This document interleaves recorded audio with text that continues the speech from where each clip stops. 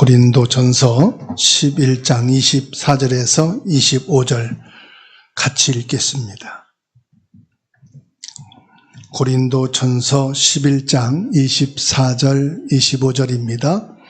축사하시고 떼어 이르시되 이것은 너희를 위하는 내 몸이니 이것을 행하여 나를 기념하라 하시고 식후에 또한 그와 같이 잔을 가지시고 이르시되 이 잔은 내 피로 세운 새 언약이니 이것을 행하여 마실 때마다 나를 기념하라 하셨으니. 26절 말씀은 너희가 이 떡을 먹으며 이 잔을 마실 때마다 주의 죽으심을 그가 오실 때까지 전하는 것이니라 말씀하셨어요. 오늘 말씀을 통해서 예수님의 고난과 성찬에 대한 말씀을 받겠습니다. 예수님의 고난과 성찬은 예수님의 살과 피를 기억하라는 말씀이죠. 우리에게 중요한 약속이나 기념해야 될 순간들을 여러분들은 어떻게 기억하십니까? 예전에는 카렌다가 바뀌면 기념할 날짜를 표시를 했어요. 아니면은 수첩에 기록을 해서 가지고 다니죠. 어떤 분은 아예 수첩 맨 앞에 가족들, 부모, 형제들, 가까운 지인들, 생일, 그리고 기억해야 될 기념일을 빽빽하게 기록해 놓은 것을 보았어요. 요즘은 핸드폰 하나에 다 있죠. 그 스마트폰이 뭐냐? 스마트하게 살아라. 구질구질하고 복잡하게 카렌다, 수첩 가진 거 필요 없고 스마트폰에 정리해서 하나에 딱 들고 다니면 편리하게 기억할 수 있다 이 말이죠. 그런데 오늘 예수님의 고난과 성찬을 기억해라, 기념하라 이 말은 단순히 기억만 하라는 의미가 아니다 이 말이에요. 오늘 우리가 함께 나눌 말씀은 예수님께서 제자들과 함께 마지막 식사를 하시면서 제정하신 것이 성찬입니다. 이 성찬은 우리에게 어떤 의미를 가지고 있느냐? 우리는 이 예식을 통해 무엇을 기억해야 할까요? 간단하게 몇 가지로 말씀드립니다. 첫 번째는 예수님의 고난을 기억하라 하는 말씀이에요. 오늘 고린도전서 11장 24절 상반절에 축사하시고 떼어 이르시되 이것은 너희를 위하는 내 몸이니 그랬어요.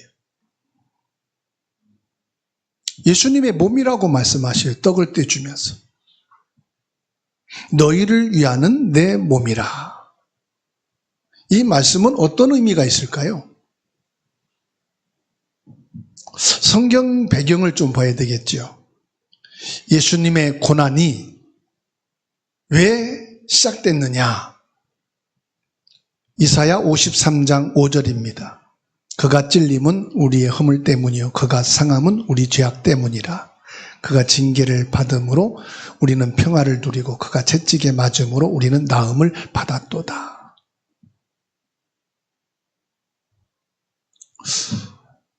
우리 인간의 시조 아담이 하나님의 말씀을 불순종하고요. 먹지 말라 하는 선악과를 먹게 됐어요.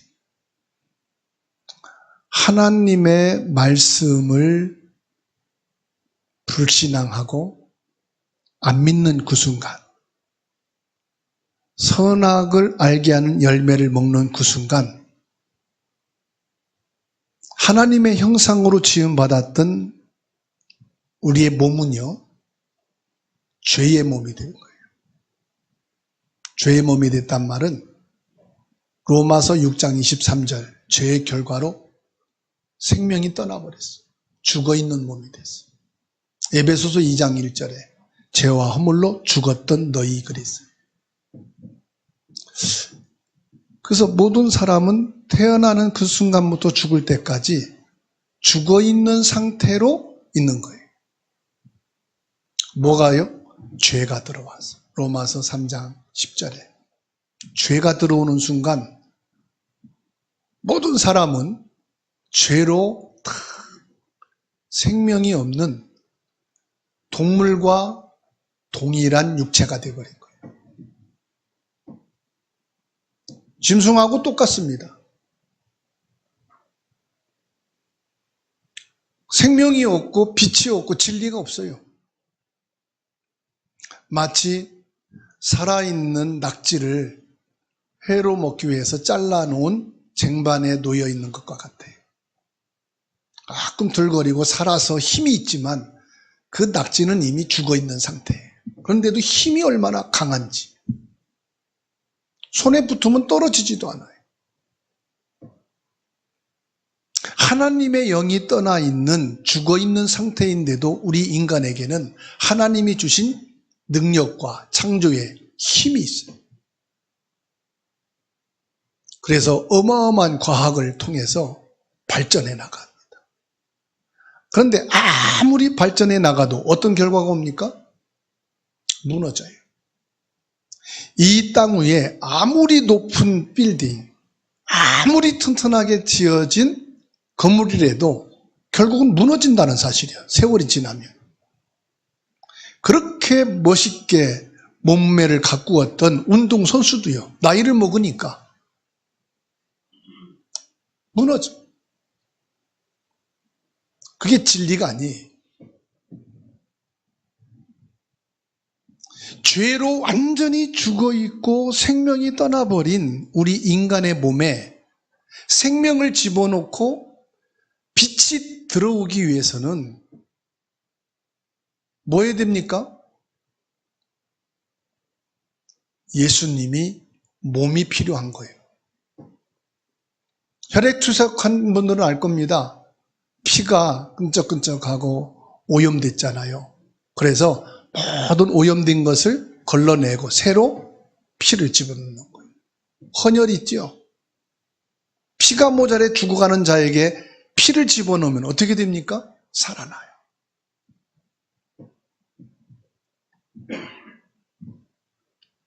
죄의 몸이 되어 죽어있는 자에게 예수님의 몸을 집어넣으면 생명이 되어지는 거예요. 그래서 마태복음 26장 26절에 그들이 먹을 때 예수께서 떡을 가지사 축사하시고 떼어 제자들에게 주시며 이르시되 받아 먹으라 이것은 내 몸이니라 말씀하시죠. 예수님이 떡을 주면서 말씀하기를 이건 내 몸이다.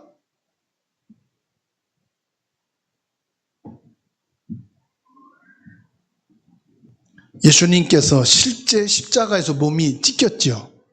요한복음 19장 34절에 그중 한 군인이 창으로 옆구리를 찌르니 곧 피와 물이 나오더라. 그래서 떡을 띄는 행위는 뭘 말하느냐? 내 죄를 위해서 찢기신 예수님의 몸을 말하는 거예요. 어느 집사님이 예수님이 나를 위해서 죽으셨다, 내 죄가 끝났다는 것이 믿어지질 않는 거예요. 그래서 어느 목사님한테 상담을 가요. 목사님이 아무리 성경 말씀을 얘기하고 예수님이 십자가에서 몸이 찢겨진 것이 권사님 죄 때문입니다. 안 믿어줘. 그래서 권사님한테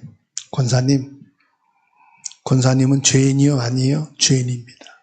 그러면 권사님은 인생 자체가 죄인이요. 그래서 죄인 종이 써가지고 불에 태워서 물잔에 그걸 마시면 죄가 해결돼요?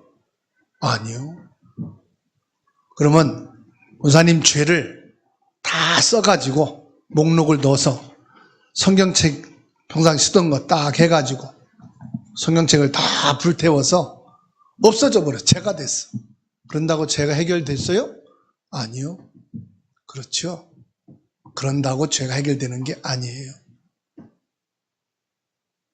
내 죄가 해결됐다는 것은 내가 머리로 이론으로 지식이 아니라 내가 예수 안에 있어야 되는 거예요. 내가 예수 안에 있을 때 예수님이 죽으심이 내 죄를 위한 죽으심이 되는 거예요. 이게 머리로 지식으로 이해가 아니라 내 가슴으로 체험이 돼야 돼요. 여러분, 예수 그리스도께서 몸을 찢으시고 십자가에서 죽으셨다는 것, 그거를 우리에게 실제적으로 체험되어지는 게 뭔지 압니까? 그게 성찬이에요. 그래서 초대교회에서는 떡을 이렇게 자르지 않았어요. 통째로 갖다 놓고 떼었어요. 한 떡덩어리에서 내 입에 들어갈 것을 찢어서 입에 넣는 것이 예수님이 십자가에서 몸이 찢겨진 그 행위를 믿음으로 입에 넣는 거예요. 그런데 세월이 바뀌면서 위생도 그렇고, 어떤 사람은 많이 찢다 보니까 나중에 간 사람은 찢을 게 없어. 그래가지고 나눈 거예요. 그러니까 방법은 변화가 되지만 그 의미는요, 계속 살아서 내려오는 거예요. 이론과 지식을 가지고는 도저히 이게 체험이 안 됩니다. 여러분이 빵을 집어 입에 넣는 순간 입에 빵에 맛이 나잖아요. 예수님이 몸이 찢겨진 이유가 내 안에 예수님의 생명을 넣기 위해서, 나를 구원하는 생명의 빛이 들어가기 위해서 예수님의 몸을 찢기셔서 십자가를 지셨구나. 이론과 지식이 아니라 여러분 가슴에 이게 체험이 되어질 때, 내가 죄사함을 받았고 예수 생명이 내 속에 들어와 예수의 빛과 내가 진리 가운데 있게 되었구나. 이것이요, 내 가슴에 부딪히는 거예요. 십자가에서 고난과 예수님의 희생을 생생하게 기억하게 하는 것이 뭐냐? 성찬이. 그래서 여러분들이 떡을 나눠서 입에 넣은 것은 나에게 생명을 주고 생명의 빛으로 인도해 가기 위한 예수님의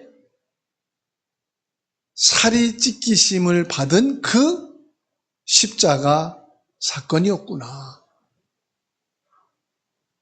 두 번째로 예수님의 피로 세운 새 언약이다 그랬어요. 25절에 식후에 또한 그와 같이 잔을 가지시고 이르시되 이 잔은 내 피로 세운 새 언약이니 너희가 이것을 행하여 마실 때마다 나를 기념하라 말씀했어요. 여러분에게 묻습니다. 예수님께서 포도주 잔을 드시고 말씀한 거요, 내 피로 세운 새 언약이다. 이 말씀은 어떤 의미일까요? 이 피에 대한 성경적인 배경을 봐야 됩니다. 출애굽기 24장 8절입니다. 모세가 그 피를 가져다가 백성에게 뿌리며 이르되 이는 여호와께서 이 모든 말씀에 대하여 너희와 세운 언약의 피니라. 피로 맺어진 언약이라고 말씀하고 있어요. 예레미야 31장 31절로 33절입니다. 여호와의 말씀이니라. 보라, 날이 이르리니 내가 이스라엘 집과 유다 집에 새 언약을 맺으리라. 새 언약을 맺는다고 그랬죠. 그날 후에 내가 이스라엘 집과 맺은 언약은 이러하니 곧 내가 나의 법을 그들의 속에 두며 그들의 마음에 기록하여 나는 그들의 하나님이 되고 그들은 나의 백성이 될 것이라. 여호와의 말씀이니라. 언약은 하나님 말씀이잖아요. 하나님의 말씀을 귀로 듣고 지나가는 사람은 언약의 사람이 아니에요. 약속이라는 것은 뭐가 존재하죠? 약속. 상호간의 약속에는 뭐가 있어요? 눈에 보이지 않는, 글씨 안 보이는 뭐가 있어요? 믿음, 신뢰가 들어가 있잖아요. 그렇죠? 서로 약속을 아무리 하고 도장을 찍고 피를 흘려서 혈서를 써도 믿음이 안 들어가면 그 약속은 가짜요, 진짜요? 가짜요.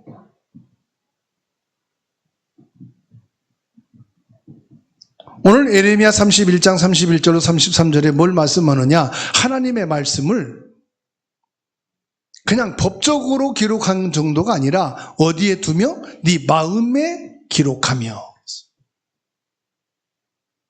하나님의 말씀을 네 마음에 기록해라. 예수님께서 포도주를 주시면서 말씀하기를 이것은 새 언약이다. 히브리서 9장 15절에 이로 말미암아 그는 새 언약의 중보자가 되시나니 이는 첫 언약 아래에서 범한 죄에서 속량하시려고 주구사 부르심을 받은 자들로 하여금 영원한 기업의 약속을 얻게 하려 하십니다. 첫 언약이 뭐죠? 창세기 2장 17절에 선악을 알게 하는 열매는 먹지 말라고 했어요? 먹으라고 했어요? 먹지 말라. 먹는 날에는 정녕 죽으리라. 이 첫 언약을 지켰다면 창세기 3장 사건이 일어나지 않았겠죠? 하나님 떠나는 일이 없겠죠? 창세기 3장 1절로 20절에 인간이 저주를 받고 땅이 저주를 받고 천지 만물이 재앙을 받는 죽음이 들어오지 않았겠죠? 하나님이 형상으로 사람을 지으시면서 첫 언약으로 주신 것이 무너져 버린 거예요. 누구에 의해서? 인간에 의해서, 사단의 유혹에 의해서. 그래서 하나님께서는 그 언약을 폐기하고 새로운 언약을 주셨다 이 말이에요. 그 새로운 언약이 뭐냐? 예수 그리스도다 이 말이에요. 예수 그리스도가 새 언약으로 오셔서 피를 흘리심으로 그 언약을 확증하셨다 이 말이에요. 피로 새로워진 언약이다 이 말이에요. 이건 생명적 언약이다. 진리의 언약이다 이 말이에요. 그래서 내가 주는 자는 새 언약이다 하고 말씀하신 거예요. 구약에서 피를 뿌림으로 유월절 해방됐지요? 죄사함을 받았지요? 구약에서는 번제를 드릴 때마다 양이나 소나 비둘기를 가지고 와서 그 피를 뿌림으로 죄사함 받았고 하나님과 관계가 회복됐어요. 근데 그거는 이제 한계가 있단 말이에요. 예수님이 오셔서 십자가를 통해 피 흘리심으로 이제 양 잡을 필요 없고 다른 피 뿌릴 필요 없고 이제 영원한 생명과 빛 가운데서 진리의 삶을 살아갈 수 있도록 언약을 제정해 주셨는데 그 언약이 새 언약이다 이 말이에요. 즉 새 언약이란 예수 그리스도를 말하는 거예요.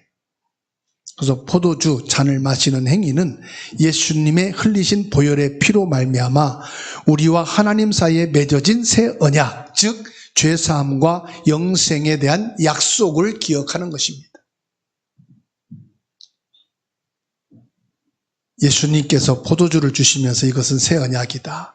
내가 너희를 위해서 피 흘리고 내가 너희를 위해서 죽고 너희에게 생명과 빛과 진리로 인도하는 것이니 이것을 너희가 받지 않으면 너희는 여기에 해당한 자가 아니다. 여러분, 저와 여러분들이 예수님의 살과 피로 인하여 죄사함을 받았고 새 언약으로 하나님의 자녀 되어지는 신분이 회복되었다는 얘기예요. 그거를 뭘 통해서? 성찬을 통해서 내가 이것을 체험하라는 거예요. 머리와 이론으로만 가졌던 것을 네 가슴으로 이게 체험되어져라. 이게 믿음으로 확정될 수 있는 귀한 예식이다 이 말씀이에요. 그래서 기념하여 행하라고 말합니다. 11장 24절 하반절에 너희가 이를 행하여 나를 기념하라. 11장 25절 하반절에도 너희가 이를 행하여 마실 때마다 나를 기념하라. 예수님께서 이 성찬 예식을 제정하시면서 말씀하신 것이 나를 기념하라 반복해서 말씀했어요. 이유가 뭘까요? 왜 기념하라고 말씀했을까요? 내가 성찬식에 참석하는 그 이상의 의미가 여기에 담겨 있다 이거예요. 아, 내가 성찬식에 참여했어. 떡과 잔을 마셨어? 그 정도의 의미가 아니라 이 말이에요. 출애굽기 12장 14절입니다. 너희는 이 날을 기념하여 여호와의 절기를 삼아 영원한 규례로 대대로 지킬지니라. 여러분, 기념에는 뭐가 들어가 있죠? 결혼기념일, 생일, 많은 기념일이 있잖아요. 기념일에는 뭐가 들어가 있어요? 선물?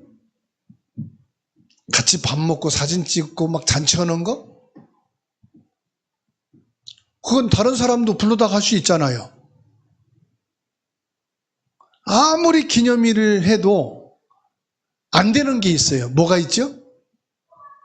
사랑이에요, 사랑. 기념일에는 사랑이 담겨 있는 거예요. 그렇죠? 그래서 누구든지 와서 축하를 해줘도 축하해 줄 수 있지만 그 안에 뭐가 없어요? 사랑이 없다는 거예요, 사랑이.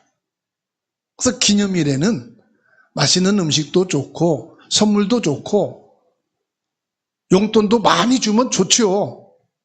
근데 그거로 할 수 없는 게 있단 말이에요. 뭐가 있습니까? 사랑이라는 게 있는 거예요.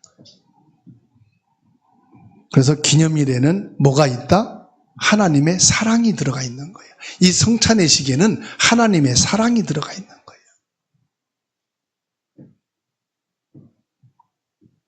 그래서 요한복음 13장 34절 35절 찾아서 함께 읽습니다. 요한복음 13장 34절 35절 읽습니다. 시작. 새 계명을 너희에게 주노니 서로 사랑하라. 내가 너희를 사랑한 것 같이 너희도 서로 사랑하라. 너희가 서로 사랑하면 이로써 모든 사람이 너희가 내 제자인 줄 알리라. 뭐가 있다고요? 성찬예식에는 하나님의 사랑이 들어가 있어요. 무슨 사랑? 내가 죄 가운데 죽어 있는 나에게 인공호흡을 통해서 공기를 집어넣듯이, 내가 피가 모자라서 내게 피를 수혈해 주듯이, 내 장기가 손상돼서 살 수 없는데 내게 심장을 떼어줘가지고 내가 새 생명을 살게 해주듯이 죽은 나를 살린 하나님의 사랑이 들어가 있다, 이 말이에요. 그냥 뭐 나눠 먹는 사랑 정도가 아닙니다. 고마워가지고 선물해주는 그 정도가 아니에요. 죽은 나를 생명으로 소생케 해준 그 하나님의 사랑을 말하는 거예요. 이 사랑은 세상에서 줄 수가 없어. 하나님만 줄 수 있는 사랑이에요. 받아합시다. 나는 하나님의 사랑을 받은 자다. 내가 죽어 있고 내가 몇억 만분의 1도 가능성이 없는 완전 포기되어진 나에게 빛으로 진리로 들어오신 그 하나님의 사랑,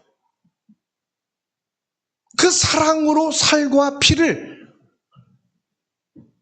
쏟으신 예수 그리스도다, 이 말이에요. 그래서 성찬의식을 참여하면서 뭐냐? 하나님의 사랑이 부딪혀야 돼. 하나님의 사랑이 내 가슴에 접어들어야 돼. 그리고 성찬을 통해서 그리스도 안에서 우리는 한 몸이다 그랬어요. 고린도전서 10장 16절에서 17절. 우리가 축복하는 바 축복의 잔은 그리스도의 피에 참여함이 아니며 우리가 떼는 떡은 그리스도의 몸에 참여함이 아니냐. 우리는 많으나 한 몸이니 이는 우리가 다 한 떡에 참여함이라. 예수 그리스도로 우리는 하나다, 이 말이에요. 각자 나누어져 있지만, 그래서 여러분 교회 안에 성도들이 실수하고 문제가 있다, 그걸 덮어주고 기도해주고, 어려움과 문제가 있는 사람이 있을 때 중보기도 해주고, 한 몸이다, 이 말이죠. 여러분, 형제들이 어려움 당하면 다른 사람은 몰라도 형제들은 같이 그 어려움을 헤쳐나가지요. 그렇죠? 한 형제니까. 그거보다 더 진한 그리스도로 한 몸이 되었다, 이 말이에요.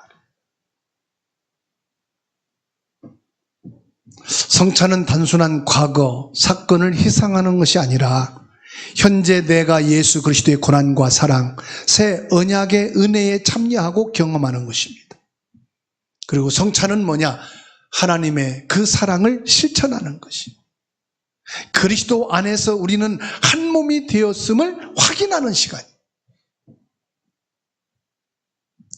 그래서 성찬은 뭐냐? 하나님과의 관계를 회복하는 거예요. 관계 회복. 하나님과 나와의 관계, 죄인된 관계, 심판의 관계가 하나님과 내가 자녀되는 관계가 되는 거예요. 하나님의 백성이 되어지는 거예요. 지옥 백성이 천국 백성이 되는 거예요. 관계 회복이요. 성찬은 뭐라고요? 하나님의 사랑이 들어가 있고, 성찬은 뭐라고요? 하나님과 나와의 관계를 회복하는 거다.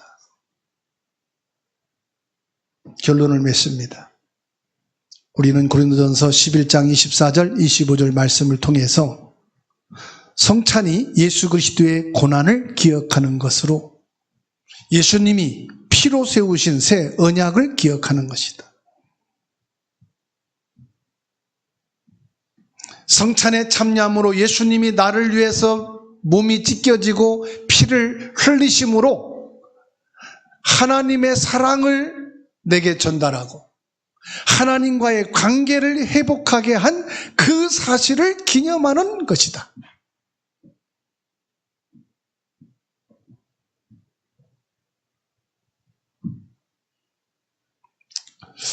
히브리서 10장 19절에서 22절 찾아서 같이 읽고 마칩니다. 히브리서 10장입니다.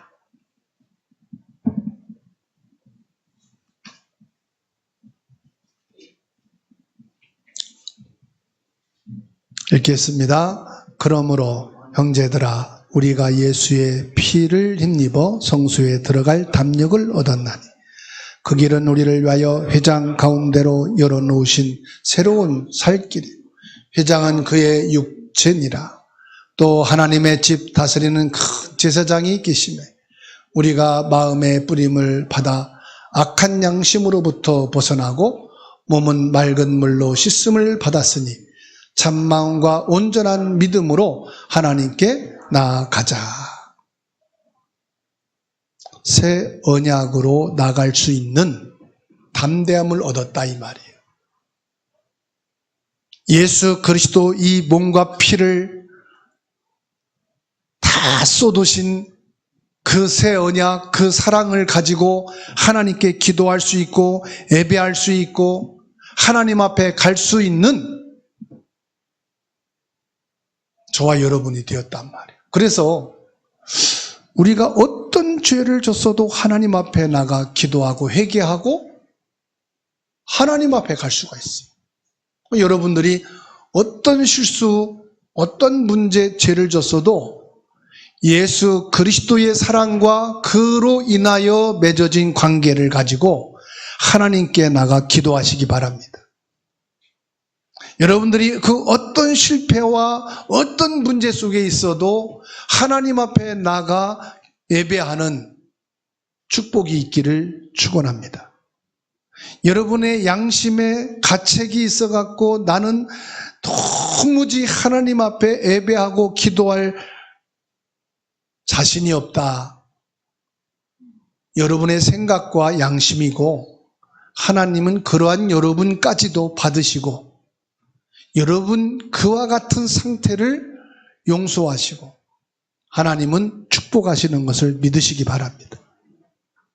우리가 성찬에 참여할 때마다 십자가에서 나를 위해 몸을 찢기시고 피 흘리신 예수님의 그 깊은 크고 놀라운 사랑을 묵상하세요.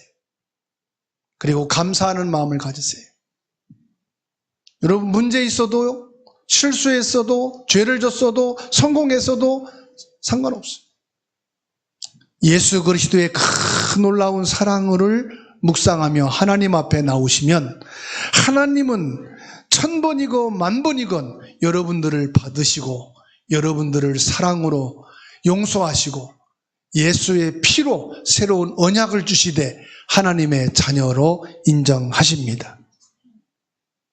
어떤 사람은 예수 믿으라 했더니 나는 믿을 수 없대요. 왜요?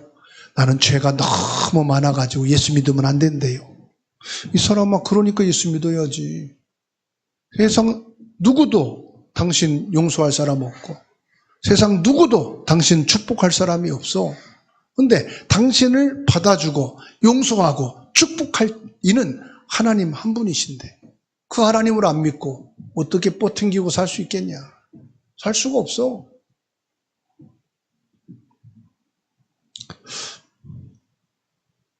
새 언약의 백성으로 하나님과의 관계를 더 굳건하게 하는 믿음이 새로워지기를 주의 이름으로 축원합니다.